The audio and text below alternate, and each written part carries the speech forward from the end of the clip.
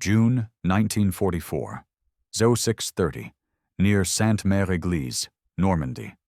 They told us the hard part would be the beaches. No one warned us about the walls of green. Hedgerows, ancient earthen berms laced with stone and roots, turned every field into a fortress and every lane into an ambush. Tank drivers learned the same sick rhythm: nose up, belly flash, tracks spinning air. In those 2 seconds, every Panzerfaust in Normandy had its favorite target. Here's the hook. A written-off problem met a mad mechanic who saw a door where the rest of us saw a wall.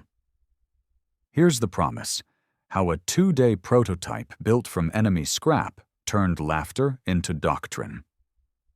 And here's your roadmap. The problem no plan predicted. The field shop solution. The first test that shut everyone up. The multiplication into thousands. The enemy's view when their kill zones collapsed. The day momentum changed tone. And a postscript where steel remembers. Engines idle at the foot of a hedgerow, exhaust ticking, crewmen tasting earth. The map says field. Reality is a maze with living walls, 1,000 black apertures in the leaves. Infantry flatten into ditches carved by centuries of rain. The platoon leader points. A Sherman climbs. Its nose tilts. The gun points at heaven. The driver's foot hovers between courage and regret. Beyond the crest, a hollow thunk answers, the kind you feel in your ribs more than hear with your ears. The tank slides back, embarrassed by physics. Sergeant Curtis Coolin, motor pool hands, New Jersey voice, watches it happen once, twice, 10 times. "Stop climbing the wall," he finally says. "Cut it." People laugh because laughter is cheaper than changing doctrine. Cut a hedge the size of a house? With what? Shears? He doesn't argue. He fetches soapstone and squats by a Sherman's lower glacis, sketching angles in chalk while a quartermaster mutters about wasted time. The beaches have coughed up a scrapyard, steel check hedgehogs, rails from anti-landing obstacles, bent plates and beams that used to be Atlantic wall. Coolin sees inventory, not junk. 4 stout prongs on the lower glacis, pitched to bite where earth meets root, not where leaves meet sky. Not a ram, not a bulldozer, a mouth. Convert forward force into downward slicing at ground level. Keep the hull flat. Deny the enemy their holy 2 seconds of belly flash. Stakes zoom out. Timetables kinked by fields that take hours. Artillery plans slipping because armor arrives late. Infantry moving without steel shadows overhead. The bocage doesn't just slow you, it humiliates you. And humiliation eats fuel and lives. Back in the lane, the crew tries again. Same rearing, same pause, same ugly silence after. "Give me 2 days," Colin says to the bay chief, "and a stack of that iron hedgehog you're tripping over." The bay chief lifts a brow. "You're mad." Coolin shrugs. "So are hedgerows." June 1944, 1410, a makeshift ordnance bay under canvas. "Never tighten a lie," Coolin says, setting a bracket against scuffed armor. "Field rules, deceptively simple. Measure in 3s. Heat persuades, cold commits. A crane hook creaks. Chains and clamps pull plates into obedience. Torches hiss. The canvas tent glows like a lantern while flecks of flux spit and die." He doesn't argue names. Rhino horns, Coolin's can opener. He argues load paths. He bevels the prongs for deep penetration, adds gussets where roots will shove back, drills drain holes so Norman mud won't pack and stall the bite. A corporal paints layout dye. Marks look black in this light, like bruises the tank intends for the hedge. A sergeant with a clipboard stares at tolerances the way people stare at constellations, skeptical, then amazed when a shape appears. Macro bleeds in. Every hour a tank seesaws on a berm is an hour a Panzerfaust team can stroll up with a shaped charge and write a short ending. Fuel trucks grind their gears. Infantry wait in ditches making bargains with time. The bocage is taxation with interest. Back to the bench. Grinder sings. The air smells like pennies and rain. A drill bit screams until it chews through, then drops curls like pigtails. The prongs sit truer now. Braces triangulate stress into the whole spine. The lower glacis earns a reinforcin' patch where memory says it will flex. A private asks if the horns will work like a plow. "We're not plowing," Cullen says. "We're persuading." He chalks 3 sentences on the bay wall and underlines each twice. 1. Never tighten a lie. 2. Measure in 3s. 3. Heat persuades. Cold commits. By sundown, a Sherman wears 4 ugly teeth and a network of braces that read like a threat. It's not pretty. Pretty breaks. It's honest. Honest holds. Mechanics snort, officers hover, and the quartermaster keeps a ledger open for when he gets to write scrap turned into doctrine. At dusk, they roll the Sherman to the first wall of green. The driver runs a palm along the horns the way people greet a dog. The gunner keeps his sight low, refusing the habit of looking up. Cullen folds his arms, mask up, glove tips burned black. He won't pray out here. He already prayed with a torch. June 1944, 1940. Test plot south of the bay. The first push is a negotiation, not a charge. Tracks murmur. New teeth feel for loam and root. The hull does not rise. The engine's note becomes a held breath. Then the bite takes. Horsepower turns into downward insistence. Dirt sloughs off in dark sheets. Roots pop like old rope. The Sherman goes not up, but through. On the far side, it emerges already on line. Gun steady. Crew not blind. Noise returns. Whoops from the infantry who expected to flank. A clipped laugh from a lieutenant who forgot to be careful with joy. Mutters from the skeptics who realize they'll have to find new jokes. "Again," someone says. They reverse, moss trailing from the horns. Again. Faster. The bite holds. Again, diagonal. The prongs correct. Again, after a bucket of water to fake rain. The drain holes earn their pay. Then the exception. A hedge grown over a buried stone wall. Teeth meet spine. The first push stalls. Tracks slur. The hull shivers. The driver backs off with dignity. Cullen crouches, eyes the stone that thinks it's a backbone, and marks 2 offsets in chalk. Grinder sings. Sparks climb. Second push.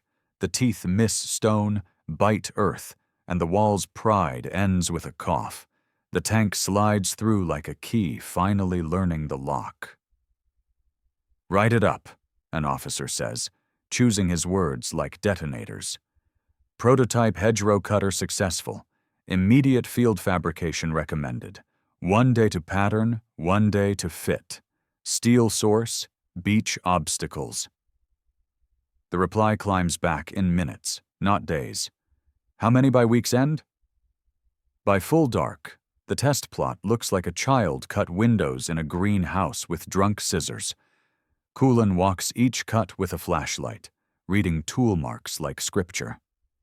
Every groove is a sentence the hedge has learned.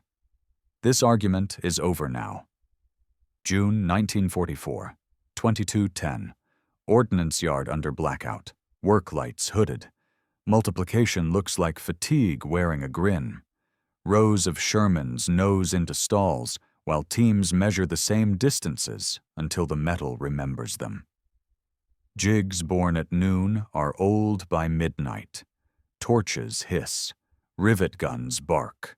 A private marks bracket positions with a template cut from a mess tin. A corporal turns bushings from a salvaged shaft. Shavings fall in silver coils like violin strings. Macro. The Allied calendar is a stern teacher. Every missed day is a lesson retaught in blood. Artillery schedules drift when armor arrives late. Engineers burn charges on clay instead of bridges. Radios sound like apologies. Hedgerows have their thumb on the scale. With horns, the scale starts to wobble back. They call the kits rhinos. Painters chalk tiny animals on armor. Welders cut patterns from enemy steel with a satisfaction that doesn't need words. Obstacles once meant for landing craft become mouths for pushing inland. A lieutenant who never cared about metallurgy learns the word gusset and uses it twice before breakfast. On a wall, someone chalks those 3 rules again and underlines them. Live fire proves what tests hinted. Because the hull stays flat, the sight picture survives the cut. Shots land seconds earlier because chaos at the crest is gone. Stabilizers keep half their promises, which is what saints do in war. Loaders adore anything that simplifies time. The rhino simplifies time. From the other side, a German squad in a Roman lane framed by farmers' hedges. They rehearse the old ambush, wait for the silhouette, shoot the white belly, slip away.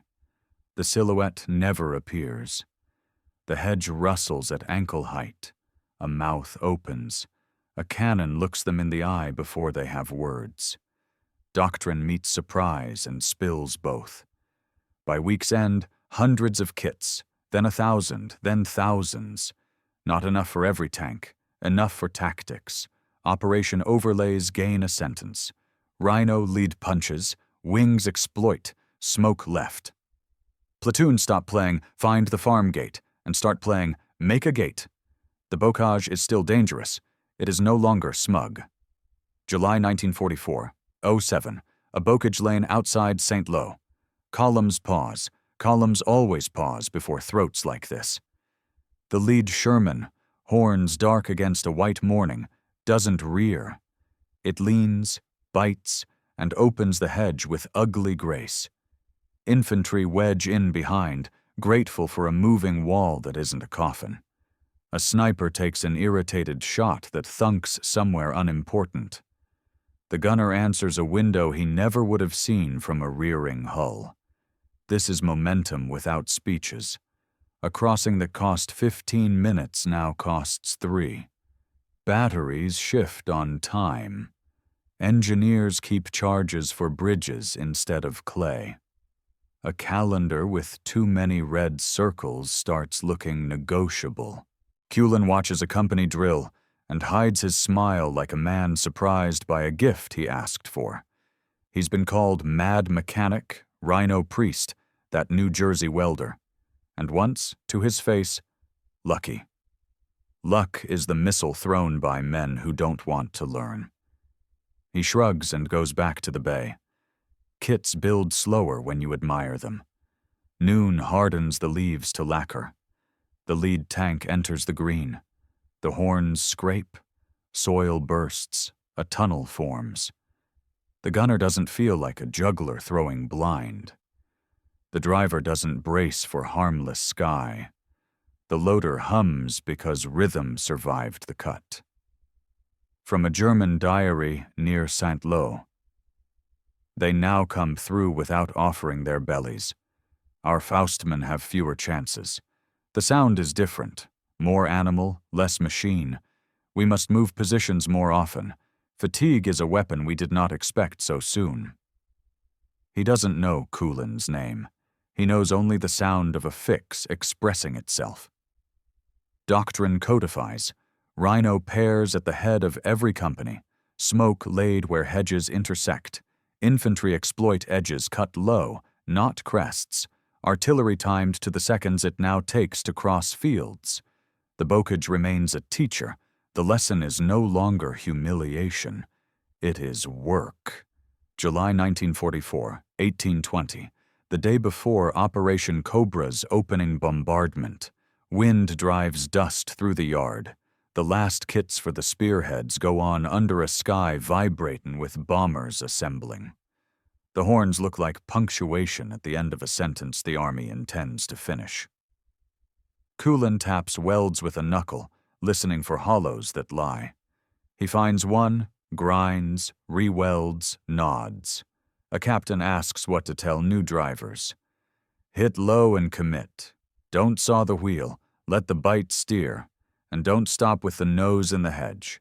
Finish the cut so the infantry isn't hanging in the worst place. The captain writes it down like liturgy. Work lights are hooded, sparks brief and bright. A private paints a small rhino on a glacis with a brush cut from his shaving kit. It looks more like a pig. No one corrects him. Superstition lubricates. A chaplain walks the line and says nothing. Everyone has already heard the only sermon that matters. Be on time, be together, be loud when it's your turn, be quiet when it isn't. Across the line, a German platoon leader studies a lane he loves for its habit. The rise, the kiss of daylight on a belly, the clean shot. He cannot write those habits into his orders tonight. He writes, "Listen for engines that do not rise. Dawn will ask a question. The horns will answer in steel inches and minutes saved." This is not romance. It's arithmetic that feels like deliverance when you're the one in the ditch. July 1944, 12:40. After the bombardment, dust and pressure still in the air. The first hours taste like chalk. Columns roll into a landscape rearranged by high explosives and still governed by hedges where bombs made gaps, but not highways. Rhino leads don't hesitate. They open where the map points, not where a farmer once put a gate. The spectral second when a Sherman hangs at the crest is gone. Gunners keep a sight picture. Loaders keep rhythm. Drivers keep their pulse below the red line. One crew names it Tank Second Chance because they dragged its wrecked hull back from the beach. The name sticks because Coulin's fix makes the name General. The driver feels the bite and knows the day will be decided by inches instead of prayers. The gunner calls targets he could not have seen from a rearing nose. The loader curses happily because happiness is a rhythm that doesn't panic. Traffic plans hold. Timetables survive first contact. Artillery brackets fall where they should because forward elements arrive when they promised to. Platoon radios speak tense, but uncluttered English instead of static full of improvisation.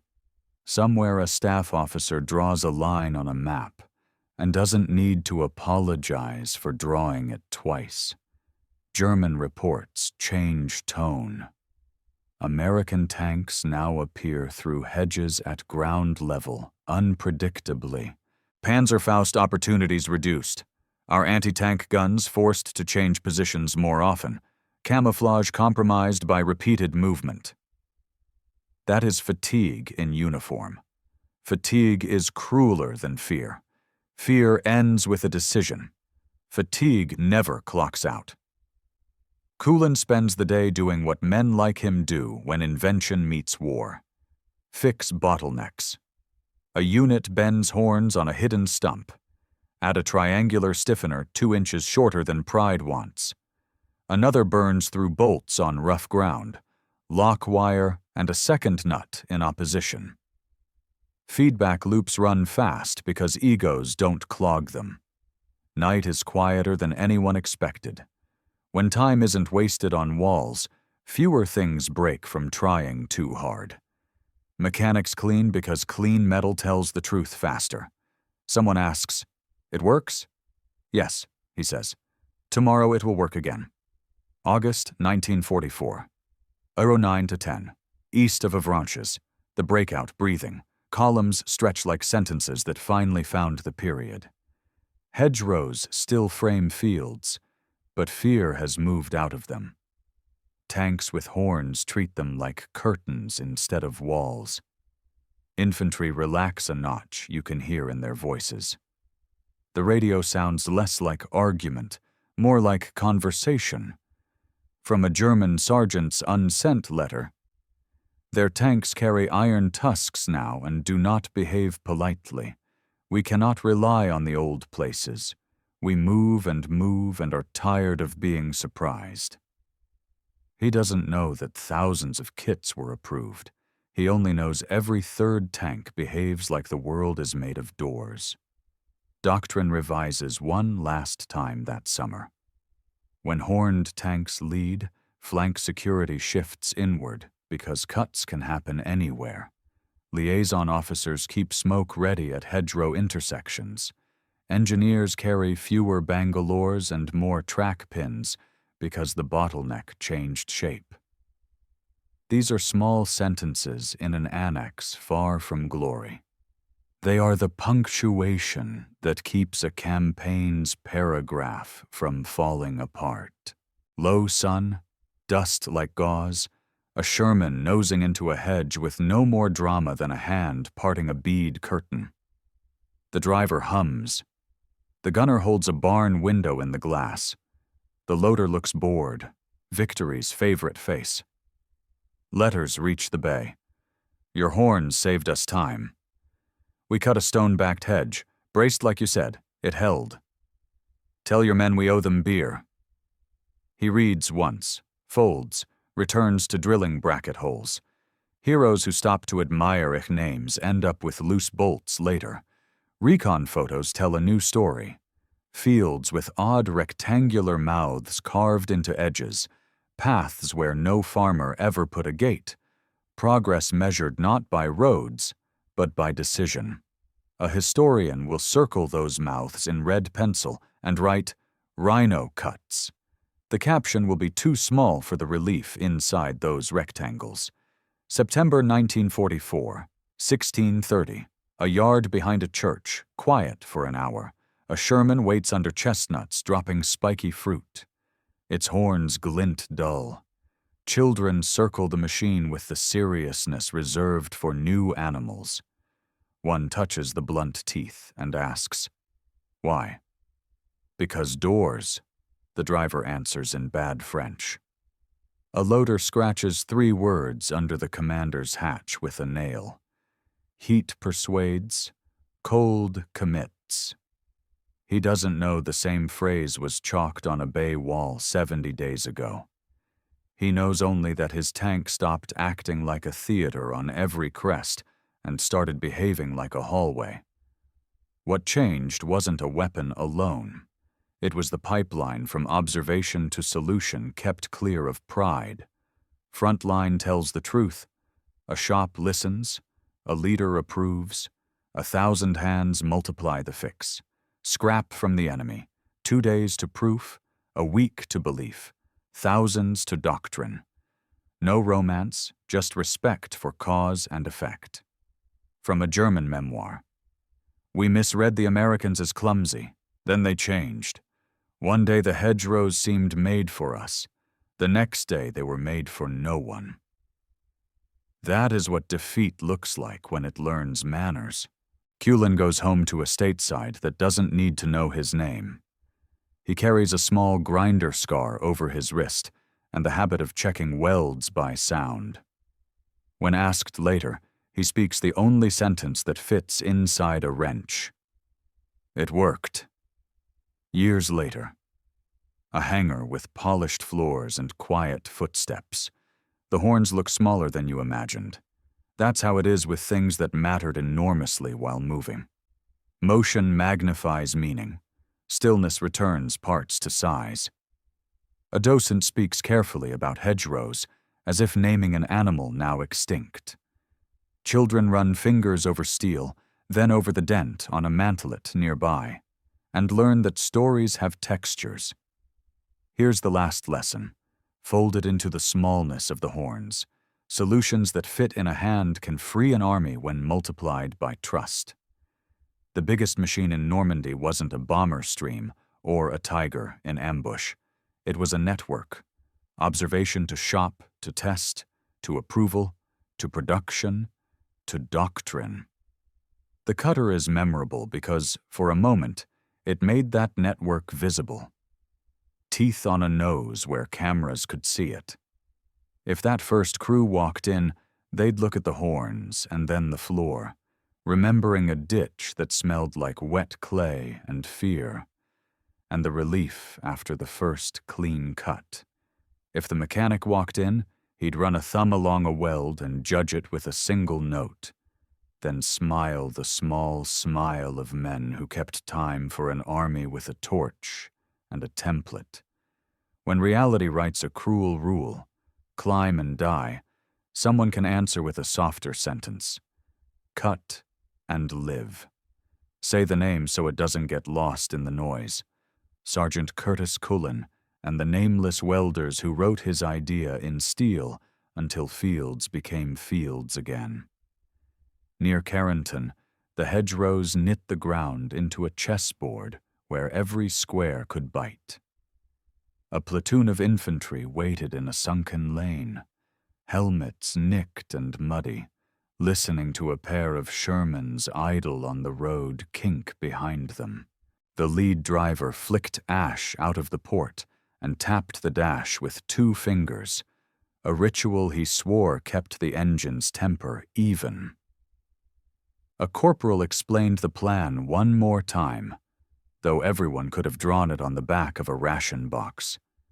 The tank would open a low mouth in the hedge, pivot half a length to rake the orchard beyond, and the squad would flood through the cut, hugging the tank's left shadow, rifles up, eyes hunting muzzle flashes.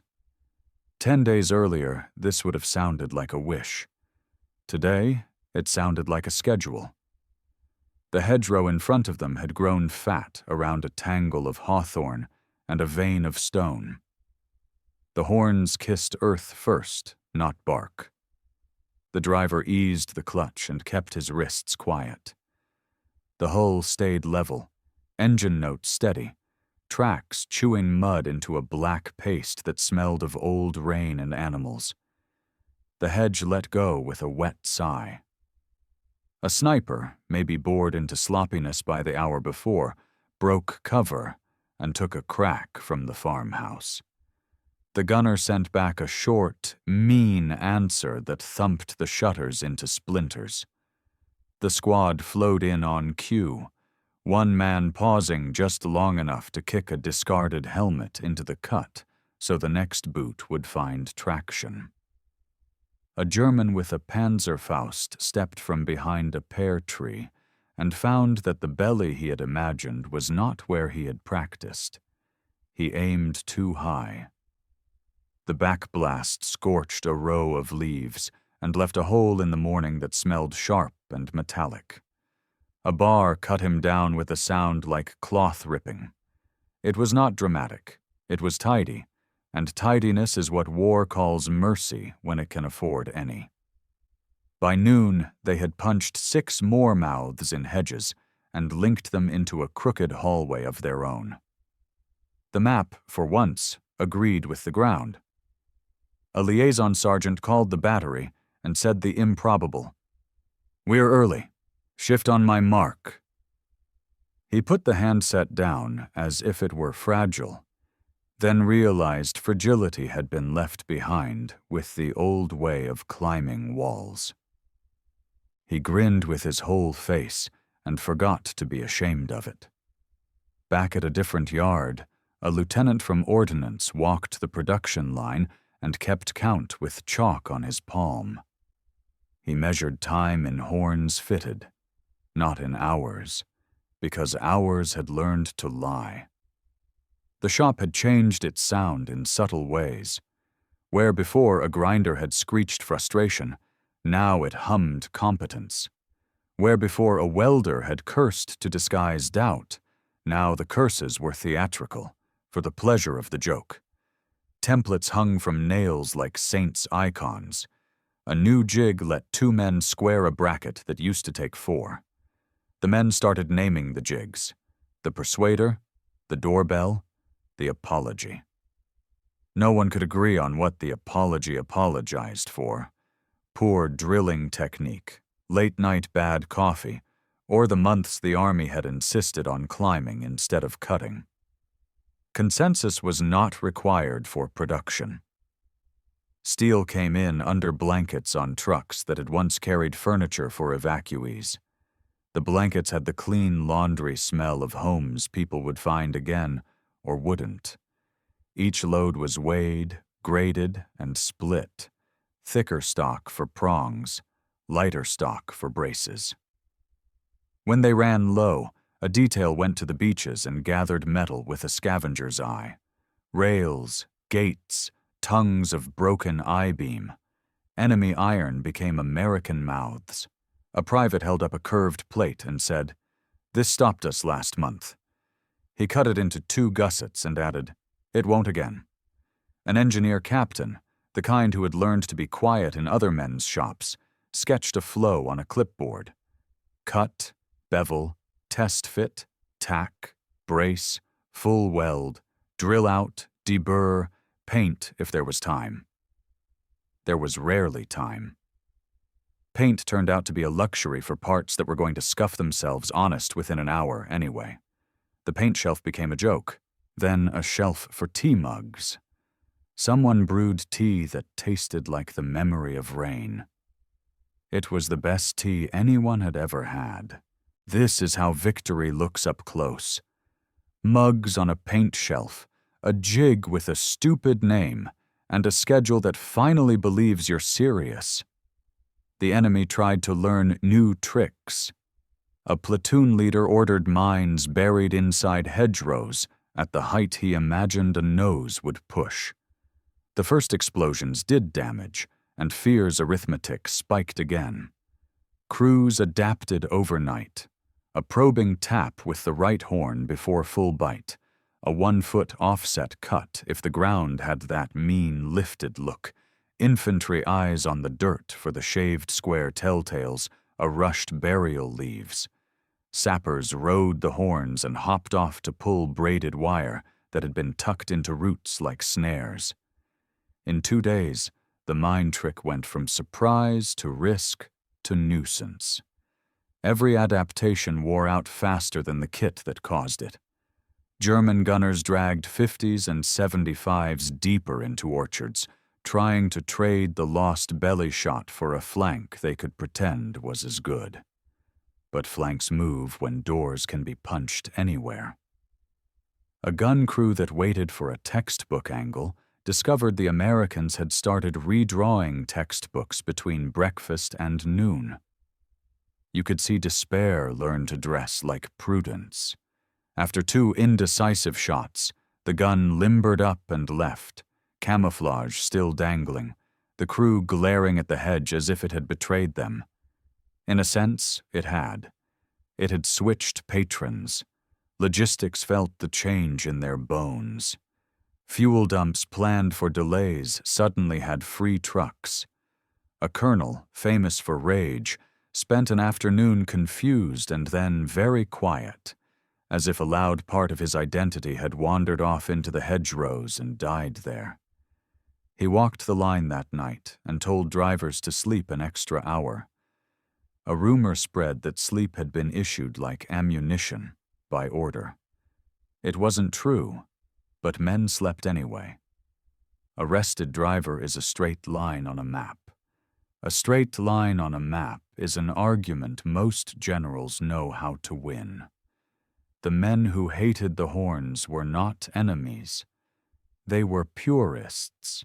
A tank, in their catechism, had a certain clean shape and a certain clean job. Shock, speed, gun, armor, mass. They looked at the prongs and saw improvised ugliness. Ugliness offends theory. The field did not consult theory. A driver ran a palm along a dented prong and said, "She saved me." The purist stopped talking. Theory always goes quiet when gratitude walks in. There was a day when rain turned the lanes into ropes of clay and the hedges into curtains soaked to their hem. The horns clogged twice as often. Crews learned to pause 6 seconds before each bite, letting the wash of water sluice mud from the drain holes. 6 seconds per hedge is an eternity when artillery is impatient, and nothing at all when an ambush lives on arithmetic. A lieutenant recalculated the schedule and declared the delay a rounding error. No one cheered. They nodded and got back to work. Arithmetic can be worshipped too when it keeps you alive. By the time the breakout breathed freely, even the soundscape of Normandy had changed. You could tell the difference between a climb and a cut with your eyes closed. A climb had that hollow, hopeful rev that went thin at the top. A cut had a low, persuasive growl that ended with a wet rip.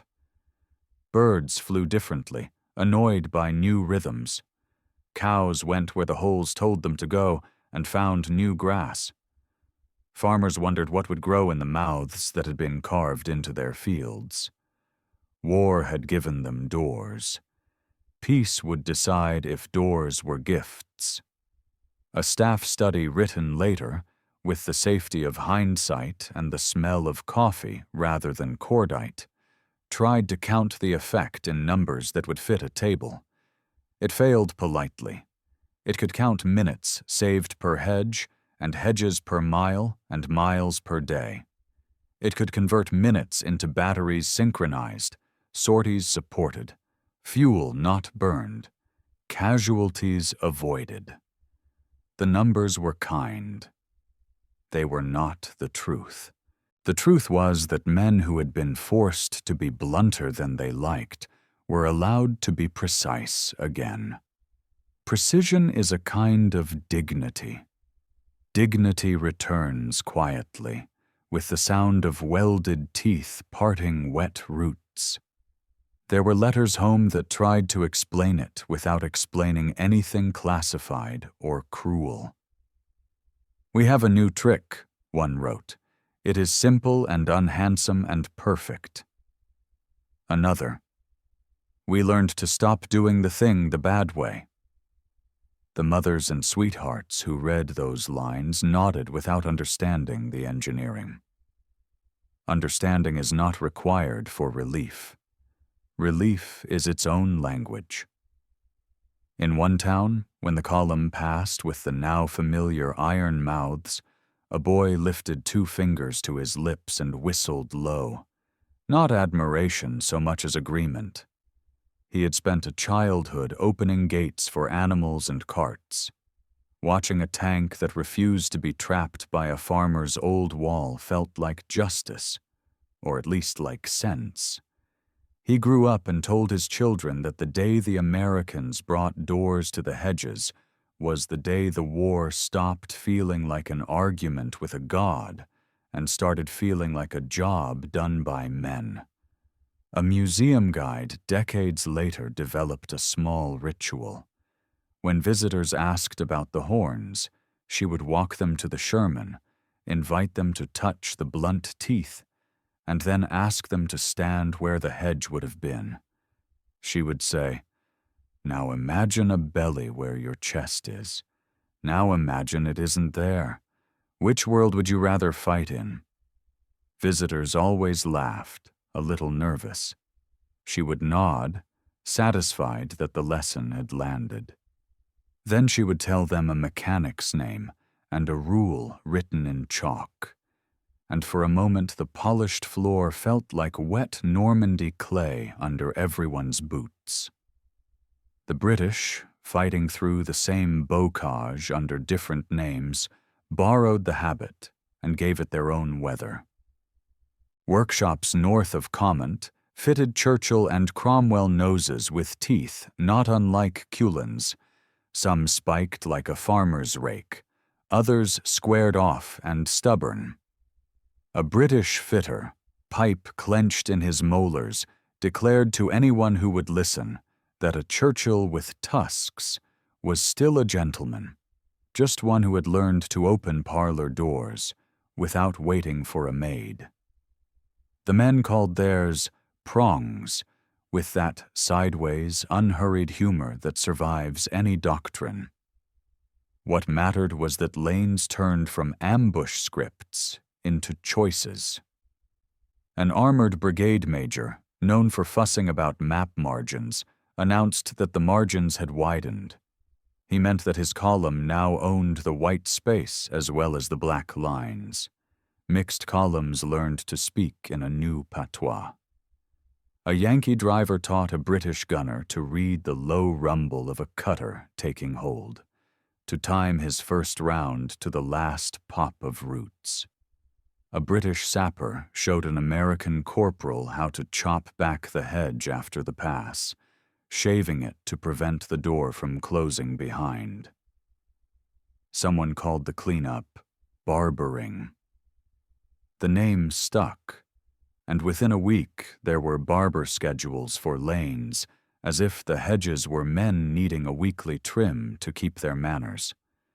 A squad that barbered properly could expect the supply trucks to love them and the medics to find them without cursing. Logistics runs on love as much as petrol. Countermeasures kept coming and kept wearing out. The enemy strung wire inside the green to foul the horns. Infantry learned to flick the loops free with the cold efficiency of men plucking chickens. The enemy shaped wooden stakes into angled teeth to deflect the first bite. Drivers adjusted approach by a hand span and negated carpentry with geometry. In one sector, mortars walked pre-registered fire onto the far side of common cuts. The reply was low smoke at the exit, a 2-count pause, then a burst through the curtain while mortarmen were still congratulating themselves on being clever.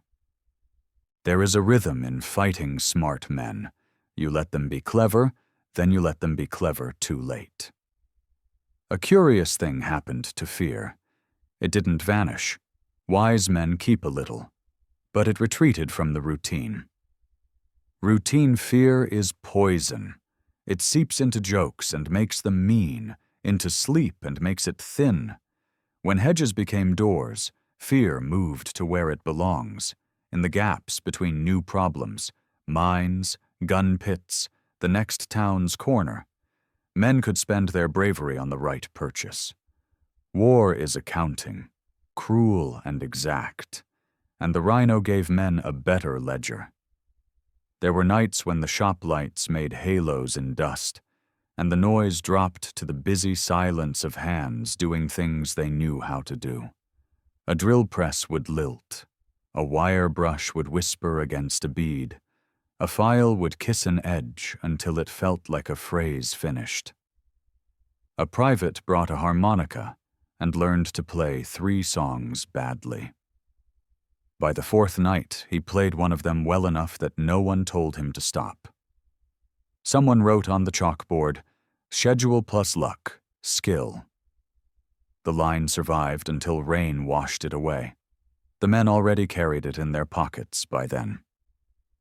In October, long after the names of hedgerows had been replaced by the names of rivers again, a letter reached Coolin from a British sergeant. "We used your American tusks in a rain that made water run uphill. They worked like truth works, sober and not asking for applause." He pinned the letter to a wall near the tea shelf and forgot to remove it before he shipped out. The next unit kept it without knowing whose hand had put it there, because the words tasted like the way they wanted their days to feel. Sober and not asking for applause. Far from the front, a factory superintendent read an ordnance circular describing the field-made cutters, and for a week his engineers tried to perfect them with curves and tapers and pretty gussets.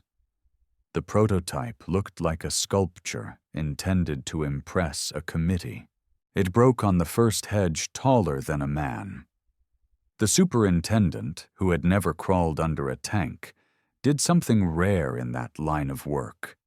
He laughed at himself, ordered the pretty gussets cut off, and told his people to copy the ugly field pattern exactly. The second prototype behaved like a drunk door when it encountered a stone. He made 2 calls, one to add the offset trick the shops had learned by flashlight, and another to send the engineers to the yard for a month of dirt. Their shoes never looked right again. Their drawings got better. And in a town with a name no one could pronounce without practice, an old farmer watched a line of Shermans with iron mouths pass where his father had said no cart should ever go. He spat into the ditch and said a word that meant both finally and about time. Languages do this. They carry the past and the future in the same tooth. Later, when the war had moved east and then ended, he planted trees in the mouths the tanks had made and told his grandchildren that doors need lintels.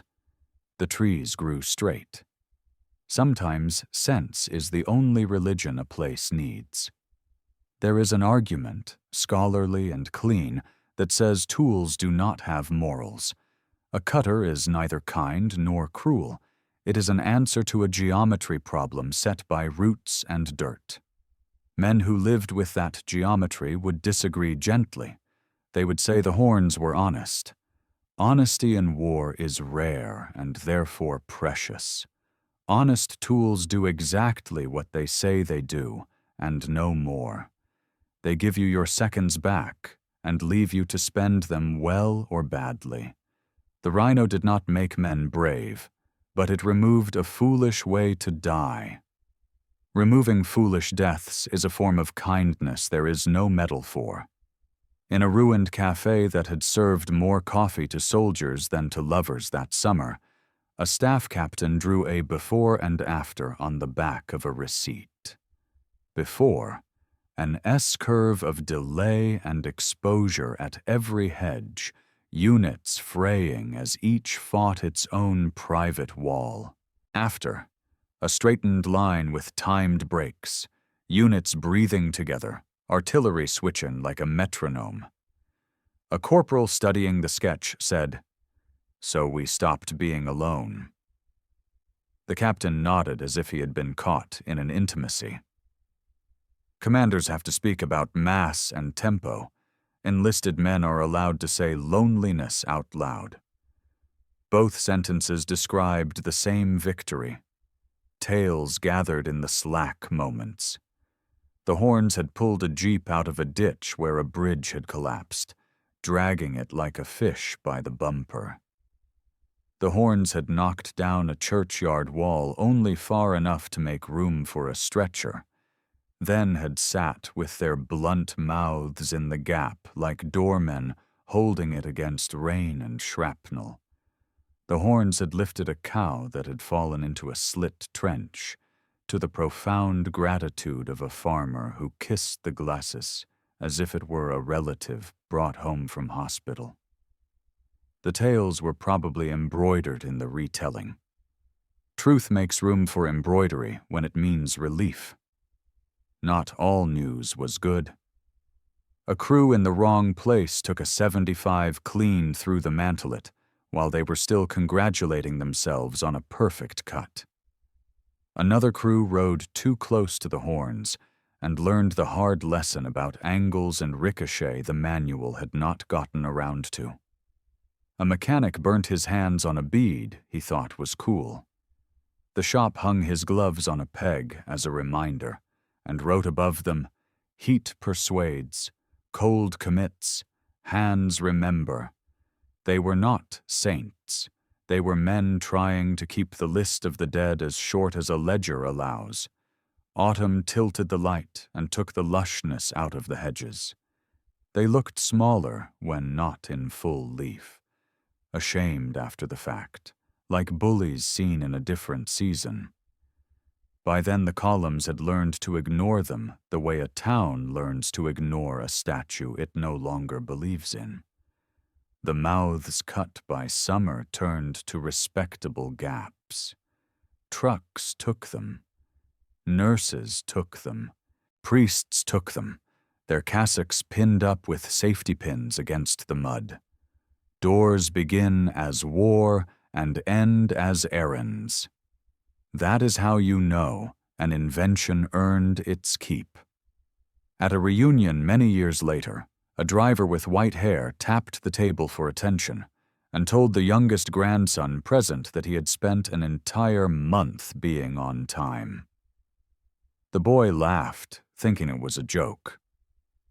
The old man shook his head, smiled, and explained that war is another word for not being on time, for plans missing like teeth, for promises becoming rumors, for clocks that can't agree.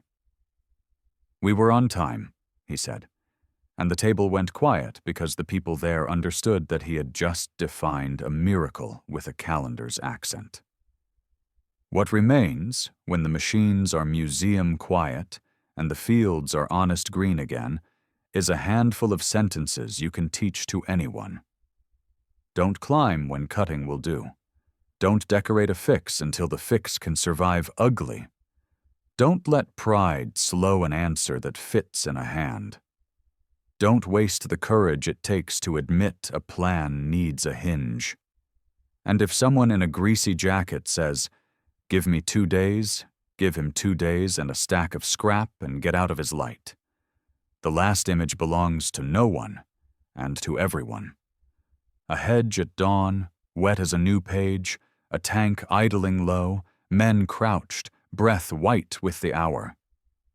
The driver leans into the lever as if into a sentence he has learned to trust. The horns enter the green not like a spear, but like a pen, writing a door where none had been. When the tank and the men pass through, the whole remains, uninterested in drama, available for the next thing that must cross. Wherever there were mouths, there were later paths, and wherever there were paths, there were errands, and after errands, there were visits, and after visits, there were returns. A war taught a place the grammar of returning. That is a better ending than most machines get to write.